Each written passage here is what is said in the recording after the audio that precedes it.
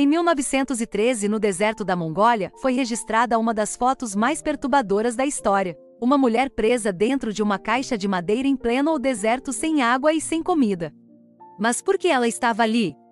Considerado o pioneiro de fotografias coloridas, o banqueiro francês Albert Camus fazia uma turnê por vários países que ele considerava exóticos. Em sua passagem pela Mongólia, o milionário fotografava regiões remotas do deserto, quando avistou uma grande caixa de madeira. Ao se aproximar, viu que tinha uma mulher presa dentro da caixa desesperada sem água ou comida. Ao tentar ajudá-la, Albert foi impedido, pois isso poderia ferir códigos que determinavam que um indivíduo de uma outra cultura não devia interferir diretamente no sistema de leis de outros países. A comitiva foi obrigada a deixar o local sem ajudar a mulher e ali ela morreu por inanição. Historiadores chegaram à conclusão que ela recebeu pena de morte por adultério, o que era um costume do povo daquela região na época.